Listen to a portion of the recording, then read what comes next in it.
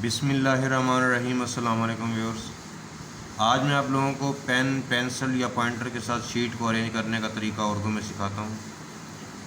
تو دیکھیں، سب سے پہلے دن کا نام رائٹ سائڈ پر،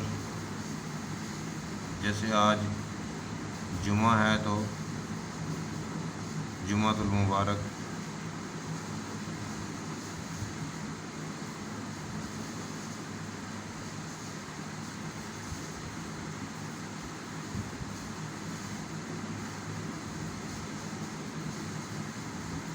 اس کے بعد لیفٹ سائڈ پر تاریخ اور سن، جیسے آج 17 جون ہے تو یہاں پر اردو میں تاریخ اور پھر سن۔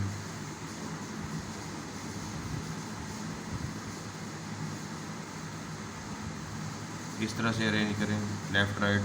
اس کے بعد سینٹر چوز کریں۔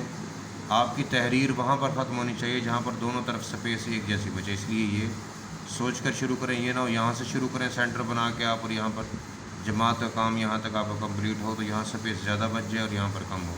اس لیے تھوڑا سا رائٹ سے سٹارٹ کریں گے۔ میں نے پہلے بتایا تھا کہ جیم چے ہے کہ جس وقت میم سے جوائننگ ہوتی ہے تو پیچھے نوک نہیں بنائی جاتی۔ جمعہ میں بھی ایسی ہے اور جماعت میں بھی میم ہے، جیم چے کے بعد ہم نے اس کی بیک سائڈ پر نوک نہیں بنائی۔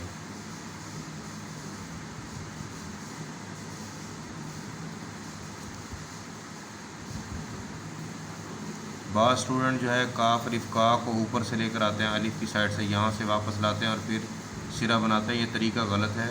لفظوں کو صرف صحیح ہی لکھنا کافی نہیں ہے، لفظوں کو صحیح طریقے سے لکھنا بھی ضروری ہے۔ تو دیکھیں یہاں پر جمعۃ المبارک 17 جون 2022 جماعت کا کام۔ اس طرح سے ہم اپنی ڈیلی ورک جو شیٹ ہے اس کو ارینج کر سکتے ہیں، اور pen, pencil, pointer without kit جس چیز سے بھی آپ ارینج کریں گے ایسے ہی کریں گے۔